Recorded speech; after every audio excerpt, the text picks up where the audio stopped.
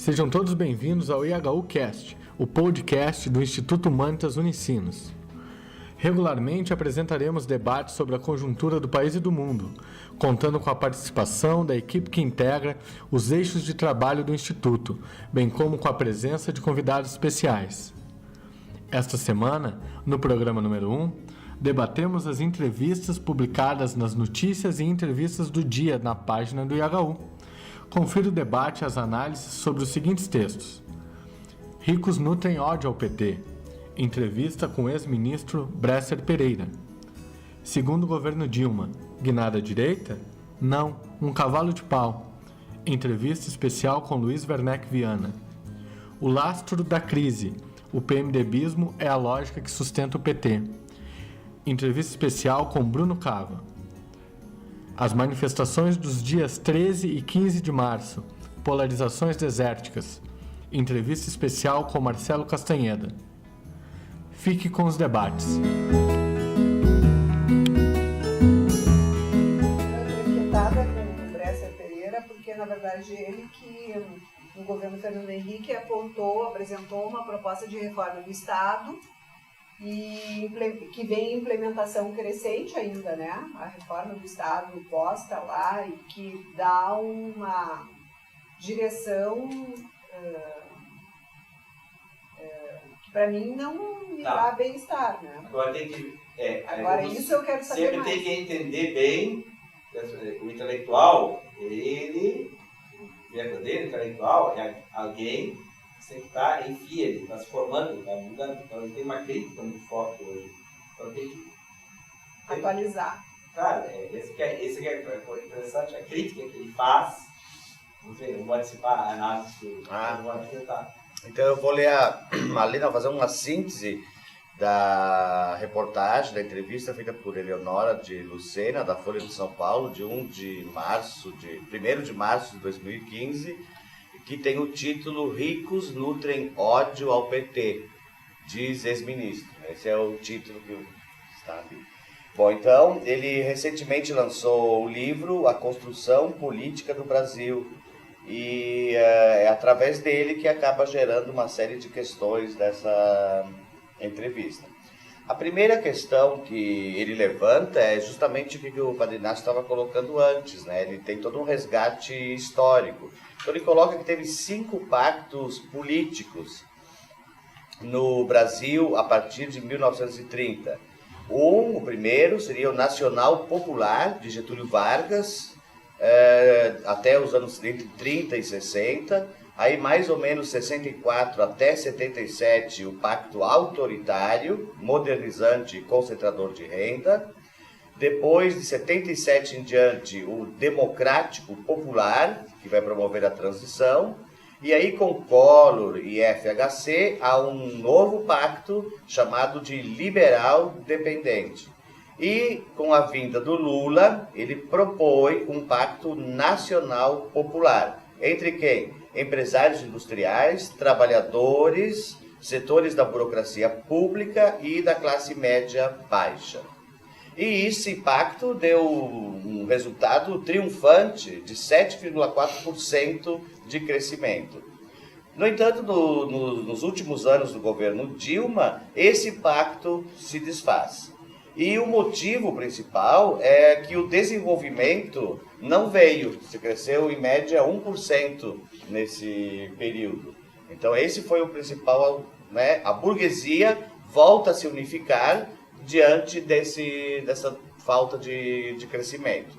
E surge ali um fenômeno também, especificamente de uma parte da população, da classe alta, dos ricos, contra um partido e uma presidente. Então não é preocupação ou medo, ele coloca, é ódio. E o ódio vem do fato de que o governo revelou uma preferência forte e clara pelos trabalhadores e pelos pobres. Então volta uma luta de classes, só que dessa vez ela é por parte da burguesia, que está infeliz. E ele percebe que quando Dilma, no momento, faz um ajuste como esse que a gente está percebendo, ela não está sendo ortodoxa, como alguns andam dizendo, conservadora. Ela está fazendo o que tem que ser feito no momento. E nesse sentido, chamar o Joaquim Levy é uma questão de sobrevivência. Ela tinha perdido o apoio, né, na sociedade, das pessoas que têm o poder, e trazê-lo ajudou de alguma maneira a pensar o que era para ser feito no momento para poder sobreviver. Porque, de alguma maneira, de uma hora para outra, voltávamos ao udenismo e ao golpismo, que é coisa lá dos anos 60. Agora, o udenismo? Quem foi a UDN? Aqui é recuperar um pouco, para quem não sabe. Quem que é o udenismo? Átila. Quem que foi o udenismo? Quem foi o udenismo? União Democrática Nacional. É um partido, então é importante entender, que é para entender isso aqui, tem que entender um pouquinho a história econômica do Brasil. Veja bem, 45 determina a ditadura, Vargas, 17 anos, 18 anos. 47 é 8 anos, né? 37, 37 e 45. Termina a ditadura Vargas, Estado Novo. É isso? Vargas assume 30. 34, um momento importante. 37, a ditadura, Estado Novo. 45, cai Vargas. Final da guerra, 30 anos. Cai Vargas, aí tem um novo pacto. Esse Pacto Nacional Popular, que continua em 46, que vai até 60. Então, mas aí tem três partidos importantes. É o PSD, o PTB e a UDN. Os dois partidos, digamos mais centro-esquerda, mais, o PTB mais, populista, Brizola, Jango, fundado por Getúlio, né? E o PSD, mais conservador. O Pedro Neto desse partido, o Juscelino Kubitschek desse partido, etc. Aqui no Rio Grande do Sul, não sei, e no Meneghetti, não sei se foi desse partido, não, acho que foi. Não sei, que era governador em 74. Então, a UDN, que partido que é? Um partido fundado no Rio, liberal. Mas o liberal é extremamente conservador. Nunca conseguiu se eleger, como presidente, só ganharam poder, você tem um golpe. Um representante clássico da UDN, quem é? Então, aqui a história é importante, né? É Carlos Lacerda. Carlos Lacerda, o governador do Rio de Janeiro, é o grande representante, a figura máxima que vai provocar a queda. Quem viu o filme Getúlio, vai provocar a queda do Getúlio em 54, vai combater a posse de Juscelino em 56, 55, Juscelino vai em 56, vai eleger depois Jânio Quadros, aquela bandeira anticorrupção. Então é um partido moralista, direitista, anticorrupção. Nós vamos limpar o país, nós vamos por ordem, e que vão apoiar a Revolução 64. Politicamente, é um grupo que vai sustentar politicamente o golpe. Então é isso que ele se refere a esse udenismo, que sempre combateu esse Pacto Nacional Popular. Né? Os seus inimigos acérrimos de Getúlio, que levaram ele à morte, ao suicídio. Também, contra o Brizola, enfim. Só para entender. E o Bresser diz que isso não há chance disso funcionar. Se no momento essa volta ao udenismo e ao golpismo, ele diz, não há chance disso funcionar. Essa tentativa, ele acha que não tem chance. A tentativa é o que está em jogo, só para entender, na política nacional hoje, é golpe ou não golpe? Golpe de quem? Essa é a discussão.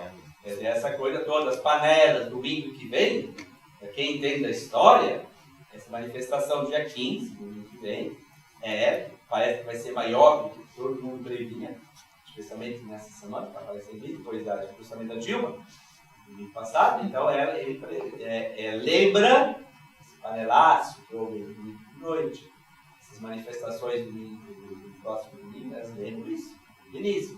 Pela pátria, pela família, por Deus, essa tentativa conservadora, direita, né, que é exatamente por a ordem, a corrupção. Nós somos os limpos, vocês são corruptos, o PT é corrupto. Então, essa simplificação, digamos assim, essa discussão. Bruno Lima Rocha, agora, não sei se discutou, né? Ele alerta para isso. Olha, os setores populares, para entrar nessa. Eles foram beneficiados desse pacto, então está sendo levado para a rua do ano que vem, porque a luz aumentou, porque isso é muito. Vocês percebem? Então, um momento muito delicado. O problema é que se você coloca no lugar golpe de quem seria? Quem que seria? Parece que está em jogo hoje. Se tira a Dilma, coloca quem? Entende? Se faz para ninguém é legal, se ela renuncia, o programa não é matar essa hipótese. Está cansada, de fato, ela está cansada, ela está num momento complicadíssimo, pessoal, também. Isso não é possível. Assim. Essa mulher renuncia. Assim, aí Temer. Aí vem aquela coisa que a gente fala na reunião de ontem, SBB, as duas entrevistas importantes. O Luiz Nunes, né, o senador de São Paulo. Então, não, nós queremos sangrá-la. Não queremos tirá-la do poder, sangrar. O país aguenta 4 anos sem briga? É isso. E o outro lado, o Fernando Henrique diz, não, impeachment é uma bomba atômica. Se usa para dissuadir, não para usar. Então, mas aí... Agora, claro, os ricos, a burguesia, ela não está contra a Dilma porque não houve crescimento econômico. Porque os bancos cresceram. Então não é por causa disso. A questão é... Entender bem aí, na observação que lá. Corrigir um pouquinho. Não é porque a burguesia se volta porque não houve crescimento econômico, 1% só. Não. Ela se une contra a Dilma porque a tese não presta, tem ódio, tem raiva. A questão é ódio de classe, exatamente. Os aeroportos cheios de gente, coisa horrível, faz rodoviária, essas coisas. Não é isso? Não sei se percebe. Então aqui ele faz esse tipo de análise, que hoje ele apoia o defeito do governo Dilma. Ele está fazendo o que tem que fazer. E vai exatamente questionar o pacto liberal, como é que ele chama, no Fernando Henrique, dos 8 anos? O liberal... Dependente. Liberal dependente. Liberal dependente. Que, exatamente, vai na mesma livro nessa, que tornou o Brasil o exportador de produtos primários. E não teve projeto nacional. Fernando Henrique acabou com o projeto nacional. Essa é a tese do Lessa. E que é a tese também do ex-companheiro de partido, fundador do PSDB, que é o Brasil Pereira, que foi Fernando Henrique, e Serra e outros, que é o Luiz Ferreira, etc. Não sei se dá para entender. E vai dizer o quê? Então aqui entender isso. Quer dizer, a crise que estamos vivendo é uma crise que vem do governo Fernando Henrique Cardoso, que, na medida em que renegou o Pacto Nacional Popular do Getúlio, quando, não sei se sabem, lembram, quando o Fernando Henrique Cardoso assume o governo, é eleito, e faz o discurso de despedida do Senado, lá tem um discurso muito importante, que marca a posição do Fernando Henrique. Vai dizer o quê? Famoso discurso do Senado, vai dizer o quê? A era Vargas acabou. Acabou. Agora começa uma nova era. O que é a era Vargas? É o Pacto Nacional Popular. Qual é a nova era? O consenso de Washington, das políticas ortodoxas, neoliberais, privatização, Luiz Carlos Mendonça de Barros, que esteve aqui, ministro, né? Que vai entender todo esse processo. Entendeu? Não sei se dá para poder ter um quadro mais de referência. Qual é a crítica que faz ao Lula? O governo, aos 8 anos do governo Lula, ou seja, do PT, o PT não tinha projeto.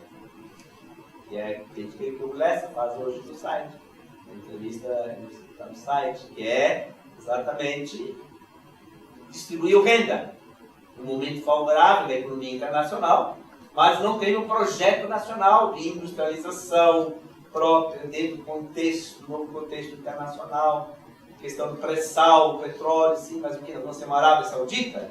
Preocupação, né? Simplesmente exportar petróleo. Não sei se percebe, essa Muito bem. Só para ter um quadro de referência, então, maior. Sim? E aí ele coloca que isso aí não é o caminho.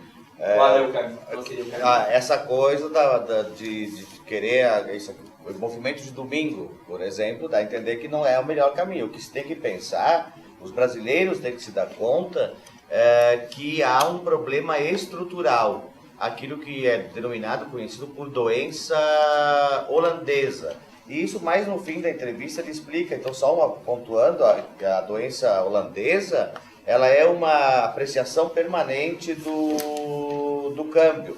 E no mais, ele explica até melhor. Ele diz que o país tem recursos naturais abundantes e baratos, e que podem ser exportados, né, com lucros satisfatórios.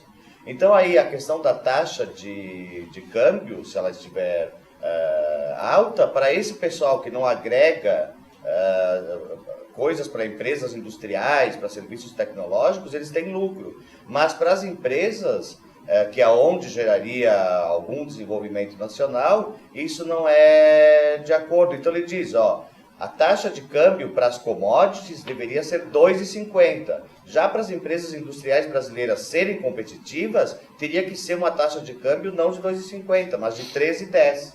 Essa é a diferença que ele diz que é a doença holandesa. O jeito seria neutralizá-la através de um imposto, como foi feito em 90, 91, de confisco cambial.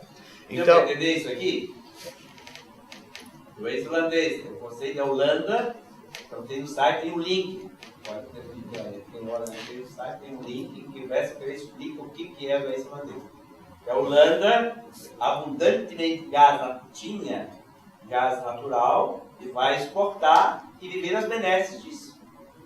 Terminou, e agora? Então, esse é o problema no Brasil. Lula aproveitou o momento internacional favorável da China, no comércio internacional, as commodities aumentaram, ao distribuir renda, sem tocar na burguesia, nas rendas, não taxou os lucros das grandes empresas, as heranças, o imposto sobre heranças, etc., não foi implementado, estava na origem do programa do PT, por isso foi esquecido. Mas fez Bolsa Família, Minha Casa Minha Vida, programas de, enfim, todos os programas sociais. Só que esses programas sociais não foram institucionalizados. Então esse é o risco agora. Diante desse, quando você não tem base, não tem indústria, a indústria do Rio Grande do Sul, por exemplo, todas as indústrias foram embora, Braskem, o que ficou do Rio Grande do Sul? Praticamente nada. Então, por exemplo, no caso do Rio Grande do Sul, na Dinamarca, exportação de soja. Mas o que fica? Então aqui, essa que é a crítica que o Carlos Lessa, para referir à entrevista que está no site hoje, vai chamar de falta de projeto nacional. Portanto, aqui é uma crítica muito forte à academia, os intelectuais que apoiavam o PT, para todos nós, viu? Todos nós. A gente ficou contra o autoritarismo, luta pelos direitos humanos, legal? Quer derrubar o regime militar. Derrubou o regime militar, e agora, José? Esse aqui eu acho que a pergunta é o que seria um projeto nacional. Então aqui também, esse aqui nos implica também a nós, como academia, a academia brasileira não consegue. Tá. Mais alguma coisa, Feijão? Sim, continuando. Vai terminando então. Mas eu estou no item 6 de 20. Continuando a ideia dele, diz que então seria necessário um pacto desenvolvimentista que unisse trabalhadores, empresários do setor produtivo, burocracia pública e amplos setores da baixa classe média. Né? E contra quem? Justamente contra os rentistas, os financistas. Aí que estaria o problema. Quem está lembrando aqui, para fazer relações, o que está lembrando essa política que ele propõe? Ela relembra que discussão que está no ar, que nós fizemos no passado. É o Linus Piketty. É taxar as fortunas, aumentar impostos, para exatamente atacar esse capital financeiro, rentista, ou as indústrias, em vez de investir na sua própria indústria, começar, é melhor você investir no capital financeiro, porque o rendimento é muito maior, é rápido, instantâneo, do que ficar investindo. Hoje joga o dinheiro aqui, tem que esperar não sei quantos anos para dar retorno. Não sei se é isso que ele disse que aconteceu com a abertura econômica, que é Exato. um projeto que tem a dependência Exato. externa. Exato. A indústria brasileira foi vendida para o capital internacional, Exato. que não investe no local, Correto. e para o industrial brasileiro foi muito melhor pegar esse dinheiro e meter em Tá. investimentos de renda. Tá. Exato. E ao mesmo tempo a gente vai ter uma outra burguesia que é a da commodity, que também não investe numa indústria de Exato. sofisticação. Então o Brasil ficou com esse lapso entre. É difícil falar de desenvolvimento de uma indústria num país que a burguesia é rentista ou Exato. exportadora de commodity. Por isso a discussão do Piketty é interessante. Sim. E aí, uma questão que ele levanta, que os brasileiros estão se revelando incapazes de formular uma visão do seu desenvolvimento, típica nossa, e que critique o imperialismo, que a gente está sendo incapaz de fazer uma crítica dos déficits que se tem em conta corrente, do processo de entrega de boa parte do nosso excedente para os estrangeiros, tudo está indo para o consumo. Então, de alguma maneira, se vê o paraíso da não-nação. Começou lá quando teve os militares, que eles se identificaram com o nacionalismo e o desenvolvimentismo, aí os intelectuais brasileiros aderiram à teoria da dependência associada e abandonaram a ideia de burguesia nacional e de nação. E isso impacta muito na construção de um projeto de país. Bom, então ele se preocupa muito com a desnacionalização, que está muito profunda, que já se falou há pouco, então tem áreas, a maioria das áreas mais estratégicas estão dominadas por empresas multinacionais, não trazem para o país nenhuma tecnologia que geraria desenvolvimento, aprendizagem, né? E o que fazem essas multinacionais? Mandam os lucros para fora. Então a gente acaba ficando numa situação complicada. Então ele diz uma frase aqui, que a burguesia brasileira está sendo um cordeiro nas mãos do carrasco. E o carrasco é o juro alto e o câmbio apreciado. Bom, então ele coloca também uma questão bem do momento, que o câmbio sendo valorizado, ele é importante quando ele vai ajudar a pagar salários para trabalhadores, para engenheiros, e não para favorecer o capital internacional. E que a gente precisa realmente fazer essa mudança fiscal que está ocorrendo. Ele coloca, por exemplo, que o PT perdeu a oportunidade de ter uma liderança rumo à construção de um projeto de país, que foi a primeira oportunidade que tinha desde o Cruzado. E, de alguma maneira, isso foi se perdendo, foi se desfazendo. Então ele coloca, por exemplo, no momento, tem gente dizendo que a Dilma está fazendo um estelionato eleitoral, mais coisa do dia a dia. Ele diz que não, que uma boa ideia desenvolvimentista, ela tem que ter responsabilidade fiscal. Portanto, ela tinha que fazer isso.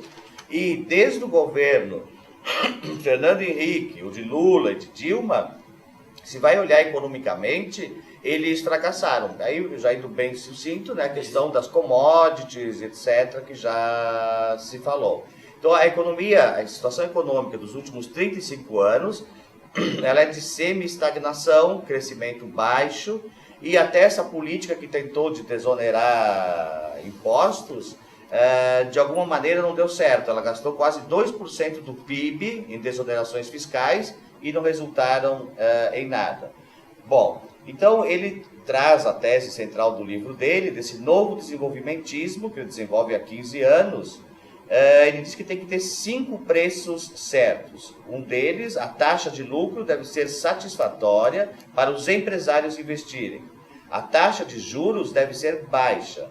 A taxa de câmbio deve ser competitiva. A taxa de salários deve ser compatível com a taxa de lucro dos empresários. E a inflação deve ser baixa. E ele faz uma análise muito clara. No Brasil, desde o Plano Real, a inflação é baixa. A taxa de lucros é insatisfatória para os empresários do setor produtivo.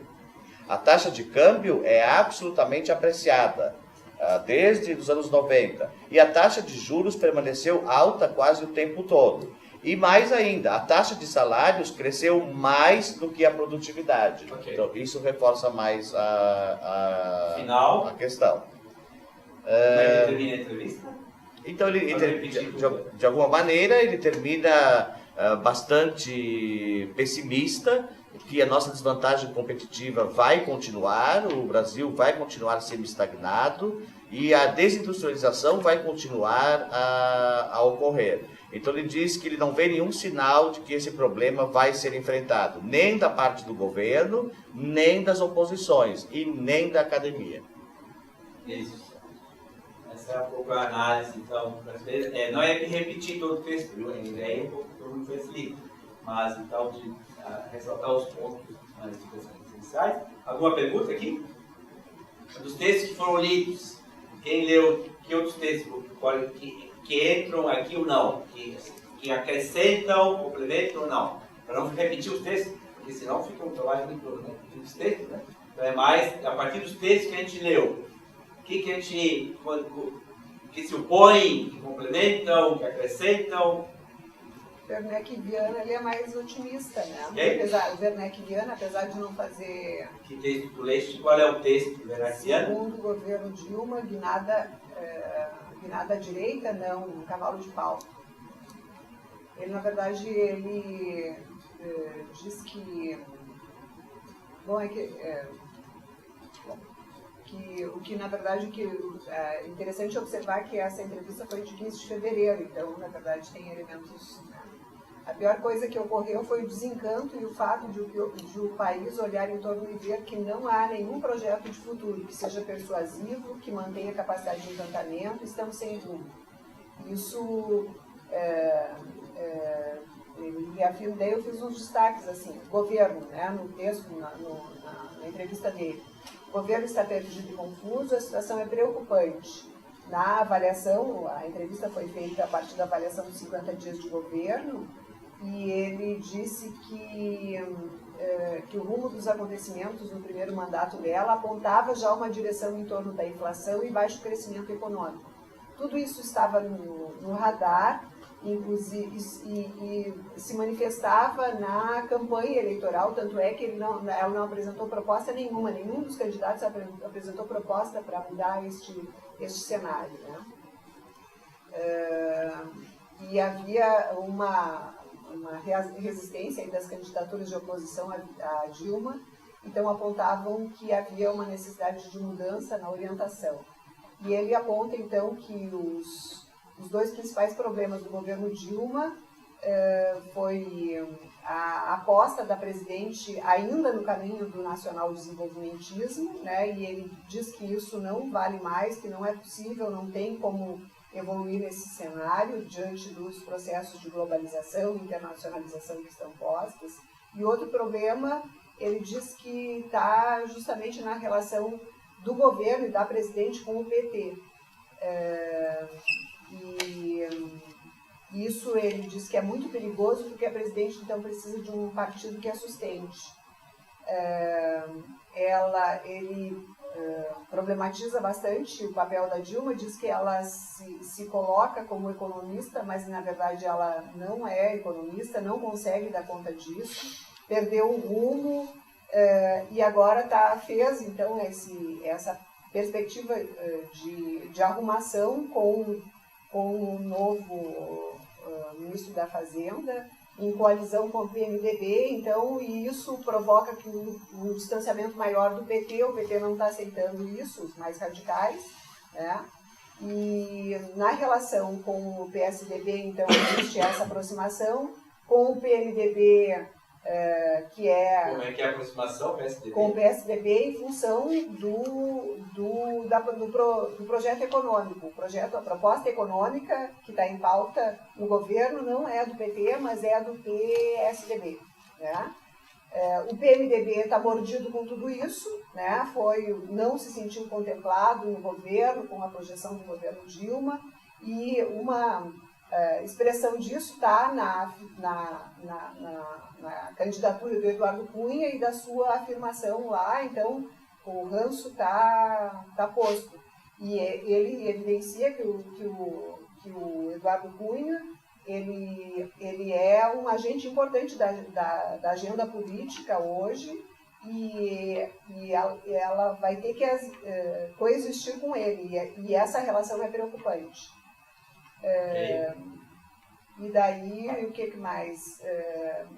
Ele, em relação ao PT, que para mim interessa bastante, ele diz que o PT hoje é um partido sem intelectuais e, na verdade, acaba sem a projeção, sem a afirmação. Ele confirma o que Bresser diz: não há um projeto de nação, não é um projeto do Brasil, né?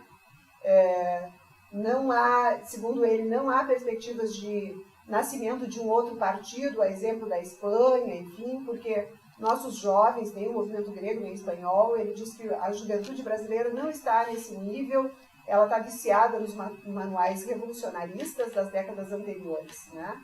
Então, é um quadro assim, de muita fragilidade, que nem o anarquismo também não vai dar conta, porque não consegue responder de uma forma mais efetiva.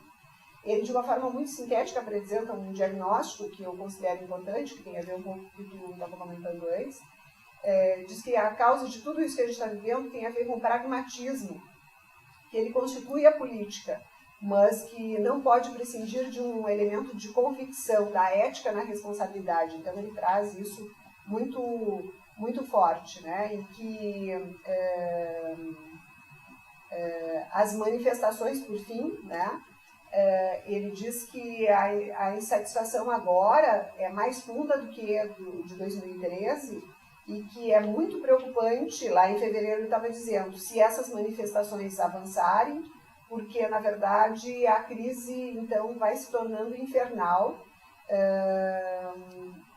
E ele diz que essas manifestações podem apontar o impeachment, e ele diz que, de fato, é necessário e urgente que se evite isso, né? O impeachment, segundo ele vê com muita preocupação, apesar de reconhecer que ele está posto, e ele identifica que isso poderia ser um terremoto, e isso vai acontecer, além das manifestações, se a presidente não dialogar. E ela diz que ela é surda, muda, e diz que ela não está contendo essa condição de dialogar. E ele aponta uma proposta, né? Os principais protagonistas da política brasileira deveriam propor uma saída suprapartidária, no sentido de defender as instituições e a democracia brasileira. A necessidade dos partidos mais responsáveis e presentes encontrarem uma saída para o impasse que aí está para evitar terremoto, então, né? E ele aponta que o instrumento ainda está na Carta de 88 e nas instituições. Então, ele recomenda que sejam vigiados, né, a crise pelos recursos institucionais do Ministério Público e do Judiciário. Enfim. Okay. E o que complementa? Qual a diferença da análise que o Sr. João apresentou do Bresser Pereira? Saberia dizer? O que coincide? O que coincide é que não tem projeto do Brasil, né? E que na verdade o governo não tem essa condição, né? Ele ainda questiona, ele diz que na verdade essa proposta de ter assumido a proposta econômica do PSDB não responde também, porque na verdade não rompe com, não faz uma proposta radical, e ele disse, nem levando em conta a discussão do Piketty, que foi o tempo de eleitoral, não se constituiu um projeto. E a diferença está em que ele ainda está apostando na institucionalidade, ele está dando conta que a democracia e os canais postos, instituídos pela democracia na Constituição de 88, têm que ser valorizados, né? O Estado ainda tem uma referência. Alguém quer acrescentar alguma coisa dessas duas análises? Uma chega, uma contribuição, questionamento? O outro texto podia ser... Sim?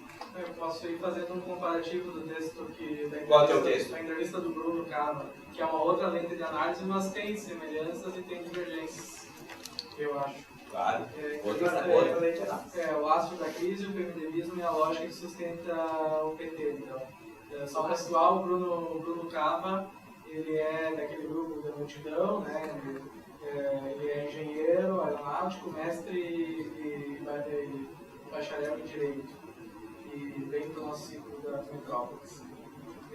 Eu acho que tem uma questão que ele não chega a falar com essa palavra, mas quando se fala da falta de projeto, eu acho que ele mostra um pouco que o governo, na verdade, tanto Lula e Dilma, tiveram uma falta de projeto e se utilizaram de um mecanismo que foi a aliança com o PMDB, que ele vai chamar de PMDBismo, né, uma aliança com esse PMDBismo, e que hoje então estaria cobrando o seu preço. E essa aliança significa aliança com o agronegócio, mineradoras, enfim, grandes players do setor empresarial brasileiro. Então, nessa perspectiva, né, talvez, pelo que ele traz aqui, faltou alguma diferenciação desses governos que fosse para além dessas alianças. E, na minha perspectiva, eu acho que quando o Bresser fala lá do governo Lula, ele mostra uma falha grande, apesar de dizer que foi um governo que teve projeção internacional e tal, ele talvez tivesse o melhor cenário possível para retomar um projeto nacional, e ele não fez, ele ficou flertando com aquele dólar a um valor que ficava cômodo para todo mundo, 2,50 e tal, não combateu essa diferença que depois aparece. E aqui também, naquele momento, continuava aliado ao PMDB, e talvez a Dilma tenha feito dois movimentos que tentaram romper um pouco com isso, pelo texto do Cava, que é uma aproximação, que também não sei se são bons movimentos, mas é uma aproximação com o PSD, e uma aproximação PSD do Kassab, e com o PRB do Cid, para tentar enfraquecer o PMDB nessa lógica. E uma tentativa de diminuição da taxa de juros. Então ela fez dois movimentos para tentar romper com uma lógica, mas ela fracassou nos dois. Diz que essas forças, que não sabem que forças são essas, né, acabaram levando essa tentativa dela a não ser bem sucedida. Isso leva a um cenário que está posto hoje, que é difícil. Além disso, e aí acho que ele vai na linha um pouco do Werneck, do Bresser, na questão do pessimismo, e vai entrar na questão do ódio, eu acho que dá para fazer, eu tento fazer essa relação. O Bruno diz assim, havia, pelo menos no período pré-eleitoral, um otimismo de alguns, principalmente daquele bloco que era do menos pior. Não, a situação não é tão ruim, a gente pode reverter isso e tal. E esse bloco ele acaba levando um choque de realidade. Então, esse bloco do menos pior, no qual eu me incluo, né, ele leva um choque de realidade no início do governo Lula, do governo Dilma, que são todas essas políticas antipopulares, essa questão de mexer nos direitos, da subida de preços de coisas. E o que acontece então? Esse otimismo ele vira um pessimismo radical, um pessimismo muito forte, e é esse pessimismo que provavelmente vai para a rua. E aí eu acho que essa mudança do otimismo para o pessimismo, a Dilma acaba, o governo Dilma acaba, os aliados do PMDB já não estão cobrando a conta. A base que ela tinha, ou essa base de apoio, já está pessimista. Então, abre espaço, quem sabe, para essa questão do ódio, né? Do sentimento que não seja tão racional e que pode levar a lugares que a gente não sabe bem o quê. E também, eu acho que no sentido que vai na linha um pouco do estelionato eleitoral, não é? Quando ele fala das questões de corrupção, petrolão, esse tipo de coisa, isso não é uma questão do governo A, B ou C. Claro que não está querendo se isentar ou não, mas isso está na estrutura de governabilidade de hoje. Né? E ele diz que o que a gente está vivendo aqui seria o inside job brasileiro, né? Em que tu não consegue separar quem corrompe de quem é corrupto, a estrutura da corrupção. Então é uma coisa muito simples dizer, isso é um problema de moral, as pessoas são corruptas porque querem enriquecer. Não, é muito mais do que isso. Só que o problema, segundo o que ele diz aqui, o agravante no Brasil é que enquanto o inside job da crise lá envolvia mais o capital rentista, esse capital mais volátil, que talvez se recupere e gire de outra forma, aqui ele envolve também o capital produtivo. Então as empresas que são também produtivas. E aí eu acho que tem ainda outras coisas interessantes, mas para fechar, eu acho que uma análise que ele faz que é bem diferente, né, dos demais, ou diferente dessa, que também não sei se contempla, é que então se criou um espaço vazio, um espaço de disputa, né, hoje que vai em quem representa, há uma crise de representação, uma crise desse modelo de representação, e que essa disputa, seja nas ruas, seja nas redes, enfim, que há um momento de disputa para ver quem é que vai construir ou se vão ser construídos significados. que seria um pouco essa lógica de contradições. Eu acho que agora vai haver para quem é que vai disputar e vai conseguir criar algum tipo de significado. E ele acredita que há sim espaço, né? Eu acho que bastante otimista, há sim espaço para a criação, por exemplo, de um novo partido, que talvez não se chame partido, justamente para que não tenha essa fronteira, né? Quem está fora, quem está dentro. Então, seria uma ideia, sei lá, um coletivo, alguma coisa que possa estar puxando essa produção de significado, mas que não tenha separação quem é do partido, quem não é, quem está dentro, quem não está. Então, e ele acredita na juventude. Os jovens teriam, assim, não exclusivamente, mas ele chega a mencionar ali nas perguntas que os jovens teriam potencialidade, assim como aconteceu em outros locais, né? De estar construindo isso que seria, pelo nosso modelo, seria um partido, mas não com essa ideia de partido, de separação. A fronteira seria mais borrada. Então, lá para ele há esse espaço e, quem sabe, isso possa nos desvencilhar das velhas simbologias, como esse programatismo, né, que é verticalizado, partidos com seus programas, governo com seus programas, e possa ter uma construção mais de baixo para cima. Ele cita, né, o Siriza, o Podemos, enfim, como exemplos, e que ele acha que há espaço no Brasil para algo semelhante. Ok? Uma pergunta? É uma outra vertente, um outro tipo de análise que nós temos assim abrigado bastante no site, a discussão nossa. Antes de passar a palavra para o Ricardo, para perguntar na mesma direção, na mesma linha de análise, uma outra entrevista que fizemos agora recentemente.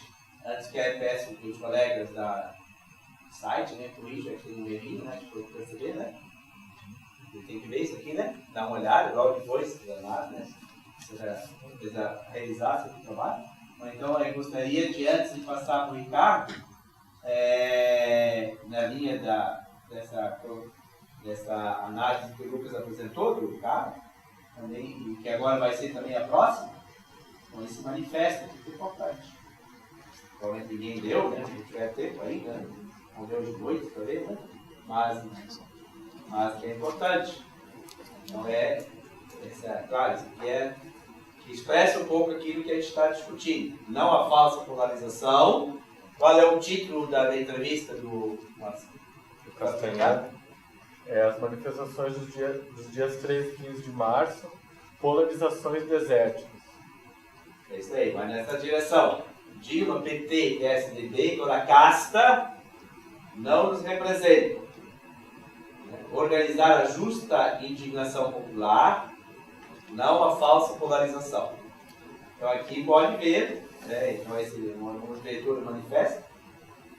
Então aqui, depois de nobres gastos para se eleger e a seus aliados políticos, o governo federal implementa um ajuste fiscal mais de 100 bilhões, empurrando a conta para cima dos trabalhadores e da população mais pobre. Enfim, aí vai, enquanto o PT e sua base usam o discurso do medo contra tucanos neoliberais, entre aspas, praticam a cortina tucana à risca, garantindo assim que num ápice de exploração capitalista, o mercado financeiro toma metade do dinheiro do país através do sistema da dívida, aquilo que o Bessa Careia falava, que o Fajó apresentou há pouco, da porcentagem, né, em relação ao PIB, etc. Então aqui a crise é uma crise econômica, é uma crise ética e moral, é uma crise hídrica, é uma crise urbana, é uma crise cívica. Toda essa lógica perversa e desumana se sustenta na gestão autoritária da vida e sociedade. Então vejam bem, aqui analisa várias manifestações recentes, o massacre de Cabula na Bahia, a questão da maré do Rio de Janeiro, esses eventos recentes do Complexo da Maré, a questão toda da greve de marinha dos caminhoneiros, dos professores do Paraná, as manifestações de rua em São Paulo. Entretanto, o governismo e o PT, de maneira oportunista, para tentar aglutinar suas tropas, gritam não ao golpe. Depois de fragilizar a Petrobras por negociar com os particulares péssimas escolhas políticas, agora identifica o destino deles com o destino da empresa até da democracia. Querem fazer da crise do PT uma crise de toda a esquerda. Importante, levando todo mundo para a vala do mundo. Colocam assim em risco conquistas democráticas do último período, abrindo a possibilidade de forças reacionárias hegemonizarem o próximo processo de mobilização popular, como acontece na Venezuela. Nós aqui é o movimento, é o coletivo, nós também é o maiúsculo, não aceitamos a falsa polarização entre dois partidos da mesma casta. Quais seriam os dois? PT e PSDB. O PT aliado, no caso, com o PSDB. Coloco assim, não defenderemos um governo conservador, corrompido e à deriva. Tampouco cairemos na cantineira de uma oposição reacionária, aqui é o caminho difícil, né? Que quer ocupar o Palácio do Planalto para ter os mesmos privilégios sempre de uma dança de cadeiras. Os vencedores estão sempre apostos para administrar os interesses dos poderosos e endinheirados.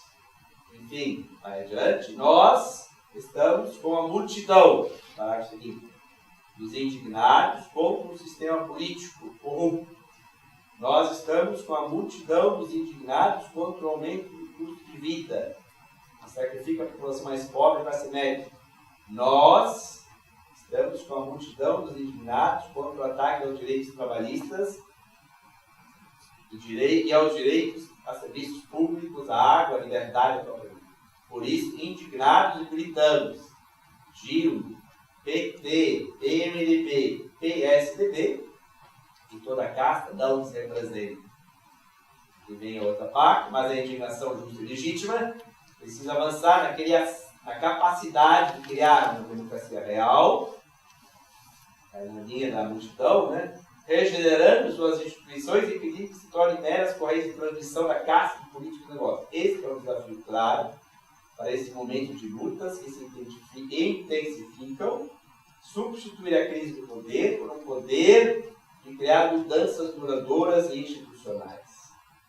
Ou seja, dar sentidos positivos e construtivos às demandas sociais, que depende de nós indignados. Que as ruas sejam tomadas pela multidão indignada para fazer um mundo novo. Que milhões de flores rompam o asfalto. Que possamos constituir a cidadania capaz de radicalizar a incipiente democracia brasileira. Vamos multiplicar os círculos de cidadania. O Marcelo depois vai fazer referência a isso na próxima entrevista. Instituições horizontais capazes de colocar a cidadania em primeiro lugar. Os direitos como base para o desenvolvimento a partir de outros valores, que são os valores da vida e do bem viver. Quem assim manifesta é todo. Esses vários deles vão estar aqui. Alexandre Nascimento, né, Lucas? Alexandre Mendes, Bruno Cava. Bruno Cava, Babos, que já entrevistamos também. Aqui tem José Picoco, que vai estar aqui em abril. Marcelo Castanheira, que o Ricardo vai dar entrevista. E assim por diante. Então, esse grupo, esse manifesto que vai nessa direção. Então, dessa entrevista que o Lucas apresentou, que o Ricardo vai apresentar agora, em breve. É não repetir toda a entrevista, mas... Não, perfeito. Bom, então, como o Inácio já adiantou, então a perspectiva do Marcelo Castanheira segue, então, da entrevista do Bruno Cava. Eu separei 5 pontos. O primeiro deles, polarização e golpe. Então, o entrevistado, como o título da entrevista sugere, classifica a polarização entre o PT e o PSDB como desértica. E, nesse sentido, sugere que esperemos as manifestações dos dias 13 e 15 para ver o que essa lógica binária nos oferece. Ele, particularmente, acredita que a polarização favorece o governo, pois, nas palavras dele, mantém um inimigo comum aceso e derrotado. O outro ponto que eu destaquei da entrevista dele diz respeito à política econômica, e o Castanheira argumenta que o governo deu uma guinada ao desenvolvimentismo, dialogando com a primeira entrevista que o Fajón apresentou, e que rompeu com a continuidade propagada da campanha eleitoral ao indicar o Joaquim Levy ao Ministério da Fazenda. Isso diz respeito ao primeiro ponto que eu falei, da polarização e do golpe, porque toda essa polarização, na opinião do Castaneda, parece funcionar como uma cortina de fumaça à questão de fundo, que é também, como o Lucas já chamou a atenção, os ajustes econômicos que podem nos levar à recessão e à inflação, que certamente vai atingir os mais pobres com força, diz ele. Daí ele continua, vale destacar que existe uma espécie de efeito cascata que atinge as diferentes escalas de governo, que também estão efetuando diferentes tipos de ajustes baseados em cortes orçamentários e ameaça a direitos dos trabalhadores. O terceiro ponto que eu destaquei, que ele chama atenção, é o clima de mudança, mas externo, não institucional. Então, o entrevistado reconhece que no Brasil ainda há um longo caminho para se constituir uma democracia, uma história de lutas, e que, nesse sentido, há organizações e movimentos que não podem ser desprezados. No entanto, ele destaca que as novidades nesse campo de luta social derivam de uma contaminação democrática da sociedade que não vem sendo operada pelas instituições e movimentos atuais. Ou seja, essas instituições, esses movimentos podem também ser renovados, ao mesmo tempo que outros podem surgir. Isso diz respeito ao quarto ponto que eu chamei a atenção, que eu intitulei aqui como multidão. Se pensarmos em termos teóricos, o ponto de vista trazido por Castaneda deriva da perspectiva da multidão, do NEC, como a gente vem tratando, em que a mobilização social se dá por meio, nas palavras dele, da cooperação de singularidades que se reconhecem como parte da luta por um objetivo comum. Outro conceito-chave para a gente entender a ideia de multidão. Um objetivo comum que une, então, essas singularidades, em que se reconhece, nas palavras dele, desde o engajamento individual até a representação, passando pelos coletivos e movimentos, entre outros. E o último ponto que eu chamo a atenção, que eu acho que ele recupera de uma maneira interessante, sem se repetir, é junho de 2013. Então, para finalizar, ele destaca que a gente não deve ficar vislumbrando junho de 2013 como um eterno retorno. Para ele, o mais importante é perceber as transformações ocorridas desde então. Diz ele, importante é mostrar que com junho de 2013 o medo mudou de lado, mesmo que por pouco tempo, bem como mostrou ser possível mobilizar em prol de um objetivo comum, contra o aumento das passagens de ônibus em várias cidades. Por isso, junho de 2013 continua importante e a repressão vigente tem esse medo da possibilidade de um retorno. Então, de alguma maneira, ele também sintetiza algo que a gente já discutiu lá no começo da reunião, do posicionamento mais radical assim, do governo com relação às manifestações e da repressão policial, e como que isso vai se atualizando. No final de contas, as populações mais pobres são sempre as mais vulneráveis economicamente com relação à violência de Estado, e as políticas não tendem a beneficiar essa população aí, e a despeito de tudo isso ainda tem o ódio de classe que a gente comentou anteriormente. Bem, antes de passar para o último texto da Lena Levinas, né? O Alisson apresenta algum comentário. São duas perspectivas diferentes, né? Duas análises diferentes, complementam, né? Uma análise diferente, que ajuda a entender o momento que a gente vive, acho interessante. Algum comentário? Sim? Pode. Feijão. Eu fiquei com uma dúvida, fiquei um tanto confuso. Porque, por um lado, esse texto anterior, esse aí que leu, dali, de alguma maneira dá a ideia, então, de que devemos ir às ruas e protestar, porque nem Dilma, nem PSDB, nem isso, nem aquilo. Mas, por outro lado, antes aqui já se falou que, basicamente, essa saída vai ser de um pessoal udenista, entre aspas, né? Então, eu estou vendo uma contradição aqui no Sono de Capire. O que é isso? Os dois estão defendendo para a gente ir na rua domingo? Que tu acha? Me dá a sensação que sim. Sim? O que acha? Acho que não. Não necessariamente. O que o Bruno está dizendo é que o governo Dilma até então se sustentou, por exemplo, no meio do PMDBismo, dessas alianças, enfim, e tal, mas que o que realmente sustenta um governo seria uma mobilização social. E essa mobilização social está agora num espaço de disputa extremamente forte. Ela pode ser apropriada, seja pelos udenistas, vamos chamar assim, ou seja por outros que ele aqui até mostra uma certa esperança. Eu não sei se é esperança. Então não esperança em que seria? Que, por exemplo, desse vazio e dessas contradições pudesse surgir alguma alternativa capaz de capitalizar, se dá para essa palavra, um projeto ou um conjunto de projetos que fosse de interesse mais comum. Para a lógica da multidão não seria um projeto de nação, seria um conjunto de projetos que iriam dialogar entre si, seria um pouco nessa perspectiva. Então, não necessariamente, eu acho que não é nem ir nem não ir às duas, não é essa a chave. A saída é aquilo que o Ricardo apontou bem, né? Isso fica um pouco vago, né? Mas que é essa questão no final, né? É aqui, ó.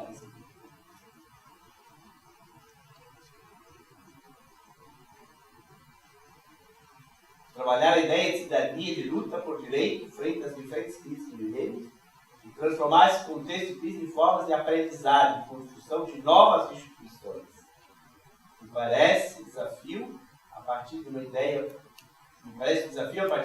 pouco explorada, novamente, por partidos e movimentos sociais. Essa que é a intuição, no fundo, ali na multidão.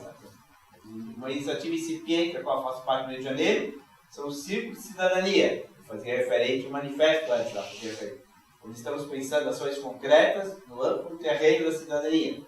É uma experimentação que estamos testando, criando metodologias de ação nas práticas cotidianas. Fundamental que os círculos reúnam pessoas dispostas a agir, seja em um território, seja em uma temática. A ideia é multiplicar círculos e ver como criar espaços de articulação, troca, diálogo e tempo, expandindo as suas ações e partir de baixo, sem qualquer comando centralizado. Tem uma pergunta que a nossa colega fez sobre um líder. Está dizendo, não quero líder, não. Né? Nessa entrevista, né? Eu não achei agora, mas tem aí. Não se trata de ter líder, alguém personificado, essa direção. Né? Como é muito recente, temos pouco a falar. Espero que em breve a gente faça uma entrevista só sobre essa parte do círculo cidadão. Então já está propondo para ter esse ponto de entrevista. Então, para ter manifesto e tal. Enfim, essa é a ideia. Então, mas não é necessariamente que está. Vai estar na praça, talvez domingo, muita gente. Talvez é uma praça plural. Entende? Porque daí muda também a lógica, porque na verdade, eu vou fazer o quê? Né? Porque a tendência é, só vai os vermelhos, olha lá, estão os vermelhos. Na verdade, tudo bem, vai chamando, mas o que vai acontecendo? Tu não tem mais, tu não agarra, tu não sabe mais. Exato. Pelo contrário, a aposta aqui do Cabo é que os velhos símbolos, como as bandeiras vermelhas, exato, não sei o quê, isso seja abandonado, é um outro tipo de movimento, e também não é junho. Não sabe? Pode ter esse devir revolucionário que anda pelo mundo, mas não sabe. Só que aí o medo que hoje levantaram no programa lá, que o Bruno levanta e tal, e aí tem a ver, acho, com a questão do ódio. E vá que aconteça alguma coisa tipo um assassinato nessas manifestações. Aí quem segura o impeachment, o caos, ao mesmo tempo muito perigoso, assim, eu acho. Que é o que o Werneck diz. É porque a outra não é agora por ônibus, é por tudo. As manifestações agora é por tudo. E daí tu não sabe mais o que é, e tu não tem para onde. Mas na verdade ele quer alguma coisa de controle também. Ele aponta que há necessidade de controle e que o Estado teria que controlar. Querendo ou não, é uma leitura, né? A saída do Werneck é pela institucionalidade. Exatamente. Aqui ele vai dizer, quem conhece a Constituição aqui em cima, né? Nós temos uma Constituição que é tida como cidadã. Está sendo desmantelada por parte dos 27 anos de vida. Com tantas emendas constitucionais, está totalmente desfigurado nesse sentido. Se você perguntar a qualquer pessoa se já leu a Constituição, a resposta vai ser negativa. Então, essas são perspectivas diferentes. Totalmente, são duas análises que se contrapõem, quer dizer, são distintas das duas análises anteriores. Vocês sabem entender? Isso é interessante para saber isso, não? Mas a instituição da Constituição, no caso Bressa, é tomada mesmo do projeto nacional, mesmo Lessa, né? Aqui não. O projeto nacional é muito unificador, uma grande narrativa. Aqui não, ele vai na linha das pequenas narrativas, digamos, das múltiplas narrativas. É isso? O projeto nacional mantém a lógica de um programatismo, né? Que Exato. indica que um grande programa que as Exato. pessoas vão se adaptar. E aqui eles estão pensando o contrário. O grande problema é como seria essa experiência Exato. contrária. Aí eu acho interessante que tenha o círculo de cidadania, claro, pode ser um segundo ponto de cultura, né? Como? Pode ser um segundo ponto de cultura, que eles diziam que, que legal, que bacana, não sei o que, tu vai ver, não é? Mas a grande dificuldade hoje é encontrar uma experiência que se possa dizer que tenha características, entre aspas, de multidão. Que se organize, que se, né, nessa perspectiva. Como seria isso? E daí eu volto para antigamente. O que era nos nossos tempos de... Né? O que a gente fazia? A gente ia para os círculos, ia para as comunidades para fazer a discussão. Tanto é, né? Na radical. O que é que... Porque eu quero discutir, então. O que é isso diferente do que aquilo que se fez lá atrás? É claro que lá tinha um outro cenário, né? Lá era um outro cenário do que este que está aqui. Era um outro cenário, um contexto, né? Político maior. Isso é uma outra discussão interessante.